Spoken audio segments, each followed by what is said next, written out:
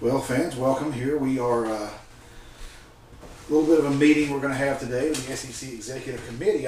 Being a neutral party in the whole matter, I'm here to talk to Patrick and convey some of their wishes and some of the words about their upcoming shows here, and talk a little bit about what's happened so far in the SECW and maybe some matches that Patrick may have lost recently and some control that Patrick may have had to give up. And I've been informed by the SECW committee, the executives, on some of this stuff, and we'll let Patrick give his side of the story about it, and they'll ultimately make some final decisions that will show up in future shows.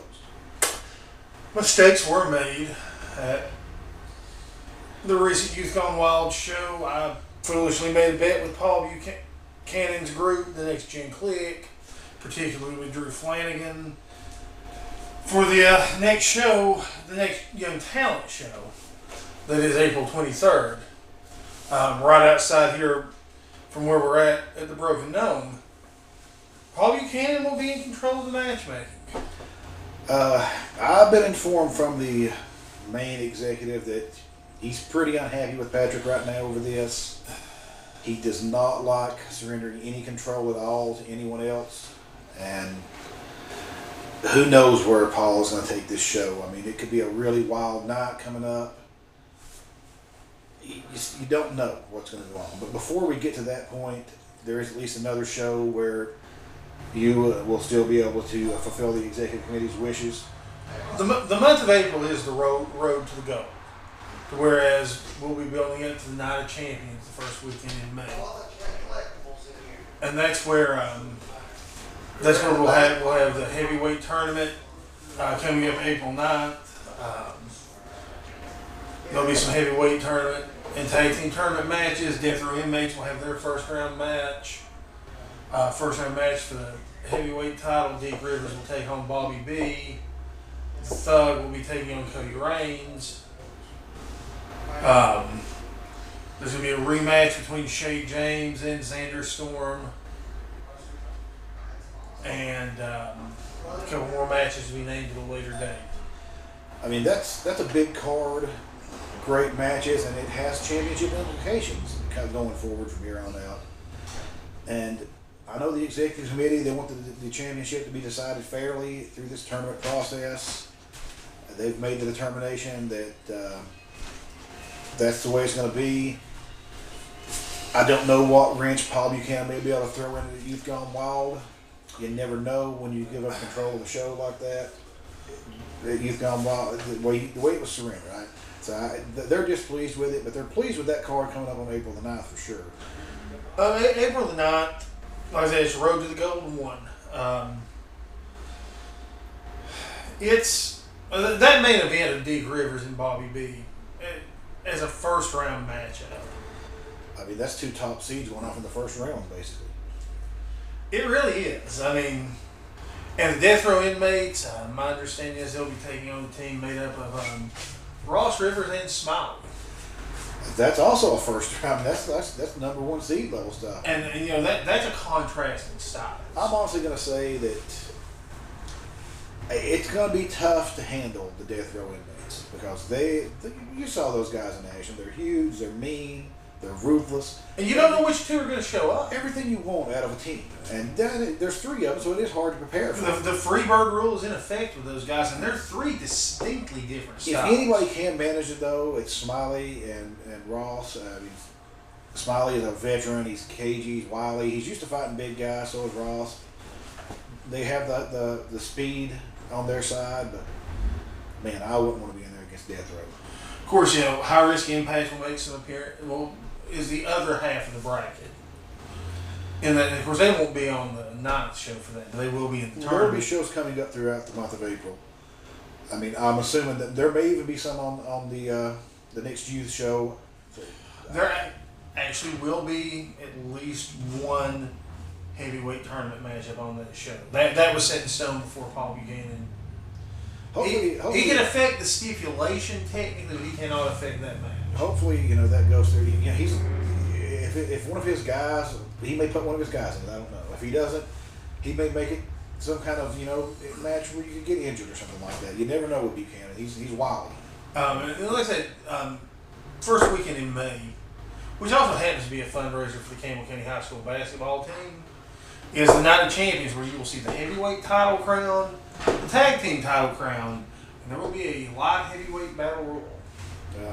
The final two men will fight it out for the light heavyweight title. Christian Lotus and Joker, who have a long running feud, are both in that.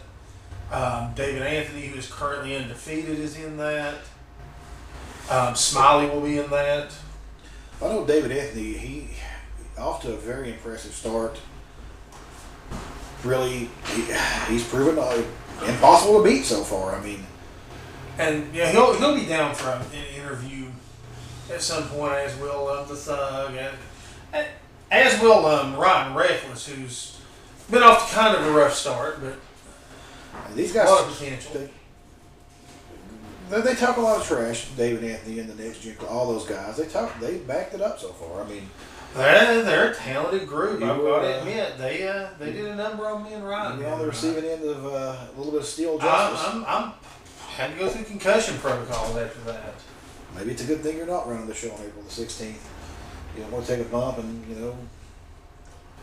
My understanding, the executive committee will have representatives at not only the next few shows, but here on WrestleTalk. In fact, TJ Vaughn was supposed to show up tonight, but she had a prior engagement.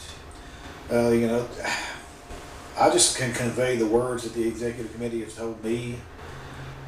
It's a different story when they're here and, you have to face across from them and explain yourself to them. I can imagine how that meeting went when you had to go in and tell them you lost control for a week.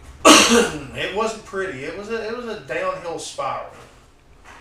There's usually lots of spiraling going on in the executive committee, and a lot of it all rolls downhill from those guys and gals over the top. But that's just the nature of the business. You got to respond to threats. Paul Buchanan had threatened you multiple times. Still not sure who was behind the attack on you over at the practice facility. That was. It didn't look like any of the Next Gen Click members I know. Of course, it was dark in there. It was a shadow. Shay James is just a big fella. It was not David Anthony. This guy was shorter, still wiry. So it pretty much rolls out Drew Flanagan and Kurt Cooper. You just never know. I don't know that it was a member of the Next Gen Click. It could have been one of the Fallen. It could have been. It could have been anybody. It could have been somebody who maybe your friend technically right now. You never know in this business. That's true. Somebody wants to see somebody on top. They want to take you down from the top. And if they have to, dress up, catch you at night, hit you in the back, they'll do it and smile to your face the next day. That's happened to me before. It happened to me before with the executive committee. And I have to feel that after taking a savage beating in the shape I found you in, you probably weren't fully recovered for that match. I'm still recovering to this day from that. I've still not found my other shoe. There's no telling where that's at. That's probably a trophy on somebody's trophy case somewhere. Who takes somebody's shoe? Apparently those people do. Of course, the other news that came out of that is Mike and Husky Powers are currently under suspension after the way they went after Smiley. They got out of control in their match with Smiley, and the executive committee felt that was just a step too far. Things happen in the ring. You get caught up in the heat of the moment, but they had some extra spite and extra vengefulness in it. I'm surprised there weren't suspensions involving your savage beating as well, but I guess they... Paul Buchanan is more interested in letting his lawyers deal with things, whereas Mike Powers would probably just go find random people and beat them up until they may have the suspension is lifted. Let that one go because they felt you might have deserved some of that after putting that rash bet you threw out there. The Powers boys, they are mean. They love to beat people up. Husky Powers is definitely his father's son. I'll say that. Husky, he talks trash the entire match to everybody that's around too. Oh yeah, you're not even immune if you're on the first 5 rows. He doesn't have any. I guess I don't want to say it in a negative way, but couth, class, whatever. We'll go with couth. Just hopefully he doesn't catch me out somewhere and alienate me for saying that. I don't mean that in a negative way. I mean, Husky, you take care of business in the ring, and that's what matters. You've taught Mike well. On the upside, Hairband debuted. He had an impressive debut. Yeah, that was a great match out of him, and I'm looking forward to see him at more SECW events. Maybe you can get him in that tournament Battle Royal at some point. I'm hoping that he will be able to come in for the Battle Royal. Cody Reigns had an impressive debut with it winning basically a triple threat match against both Christian Lotus and Joker, who have been on quite the run here. Yeah, Christian Lotus has been rolling big time, especially. I mean, he has a win over Brad Cash in a death match. That was unbelievable to me. I mean, that's Brad Cash's match. That's Brad Cash took on a fellow named Masada at a show over the weekend, who is one of the main competitors in the yearly King of the Deathmatch tournament. And Brad, the picture I saw, just had a bunch of chopsticks stuck in his head. Yeah, they don't care. Those guys don't care. There's no such thing as pain to a death row inmate. You literally have to beat them unconscious to pin them, and that's what Christian Lotus had to do. He had to beat Brad until Brad was completely unconscious. Because there's no quit, there's no pain. And fortunately, Christian's, no offense, Christian, you're insane. Yeah, he wouldn't even be offended by that. I mean, yeah, he's crazy. You're crazy to get into that match at all, and to me, you're a little crazy to get in with the death row anytime you get in with them, but in that type of match, that was just above and beyond the pale of insanity, and he did it, and he actually came out on top with a big win. You got to think that he and Joker, and I'm not going to sell short David Anthony because of his undefeated streak, those are my three favorites to come out of that cruiserweight tournament. Two of those guys and wrestle for the title. And also in the tag team tournament, there will be teams such as the Forsaken Angels Guild. They've not actually debuted in SECW yet, but they're well known throughout the region. You're liable to see, you might see Big and Funky show up for that one, which would be Luke Walker and the Funk Master.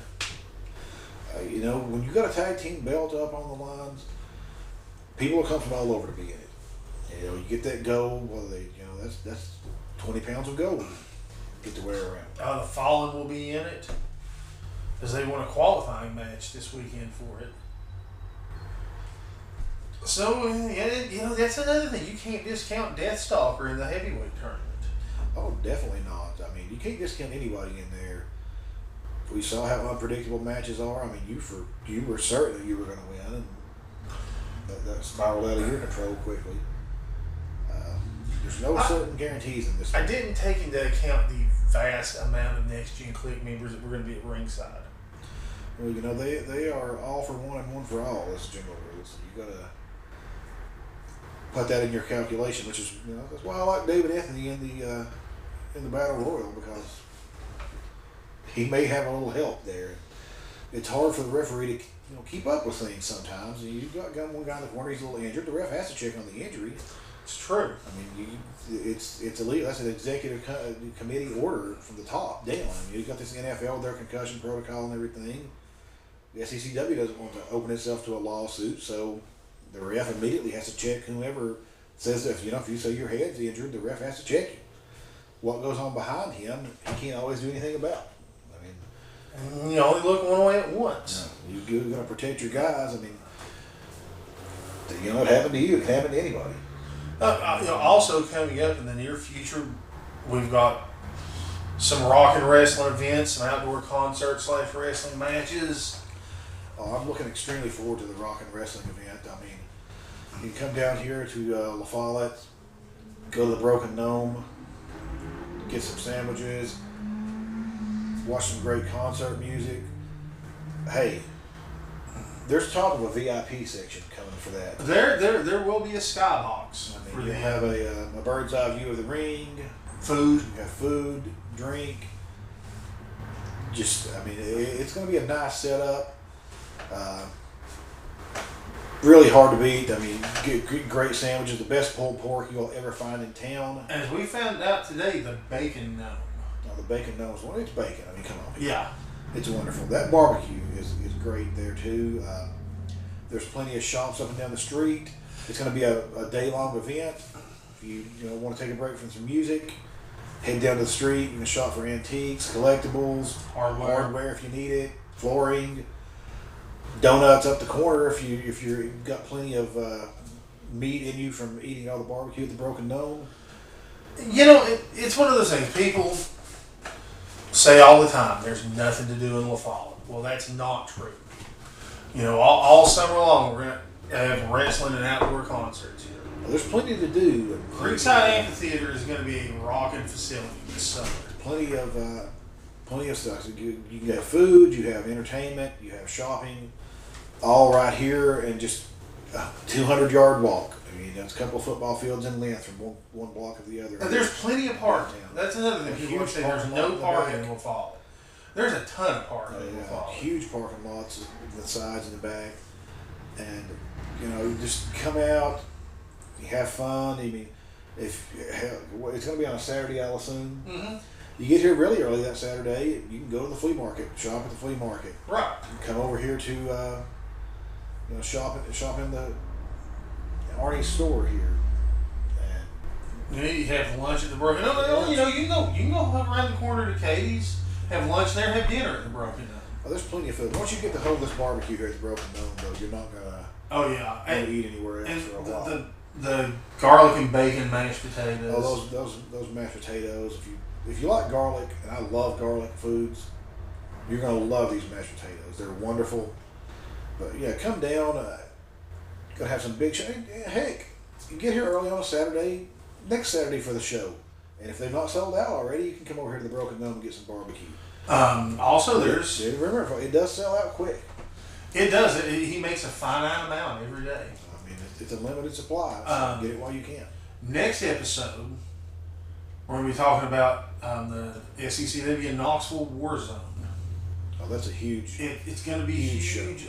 Too Cold Scorpio and Jason Max is looking at the main event right there. I know the committee has been working really hard on getting that thing together and making arrangements. Big venue, big names. I mean, we're talking the ECW guys. We're talking, the Death Row guys. Just there's going to be a big all-star card coming up for that one. Oh, there is. It's nobody's put on one like that in Knoxville since Fuller had K-Town SmackDown. This is going to be the SECW's big event for the year. And it's WrestleMania is this weekend. Well, August is going to be the SECW version of WrestleMania. And it is the Friday, the Saturday, a couple of Saturdays before Tennessee football season starts. So you don't have to worry about conflict in the Tennessee football. Right. This is going to be big, fans. I can't stress that enough. You want to check that one out. But I said plenty of great shows in between now and then. You're going to be shows in Rocky Top. There are going to be shows in Scott County. Hopefully in Claiborne County in the near future. Possibly Claiborne County, as he said. You're going to get your shows outdoors at the whole rock and wrestling event. That's going to be an outdoor show. So with a potential skybox view for you with food. You get some of those bangers and mash, some of that barbecue from the lovely dining hall in the Broken Dome. It's a lot of exciting action. I mean, the committee has really worked overtime getting this all lined up, putting all this together. And except for the blip in the road that someone caused on April the 16th. Very minor speed. Listen, I trust Paul Buchanan, and I like the Next Gen Click. I think Paul may put on a show that's so good that you may have to worry about getting replaced by the executive committee. If they see those profits, because the executive committee, they're all about the quality of matches and the profits. They do like their monies. And if Paul Buchanan puts on the show that I think he's capable of and I think he's going to put on, you may be feeling some heat. They may be wanting to replace Perfect Pat with Paul. And no offense, but. And the one thing I worry about on that show is South Chicago Extreme Wrestling showing up. Hey, I think those guys were probably innocent of the attack on you, but I know some people speculated that it was them. I didn't recognize the shadow that got me. The Facebook stuff does look kind of incriminating that happened. I mean, they did vandalize your Facebook just a little bit. They did. That may have just been a coincidental prank, rather than the brutal speed assault that it was. that happened. It just so happened that some of their members were in town and had gotten kicked out of the show a couple of days before that. But they probably had left by then. I would think they went back to Chicago. You would think so. You'd think they'd have to rush in there and get the good pizza. They have business to take care of, and working with former Four Horsemen, Mongo McMichael, and things like that. Well, fans, that'll do it this week for WrestleTalk. You probably should go call the committee right now. I actually am on my way to meet with the big man on the third floor in Jacksboro.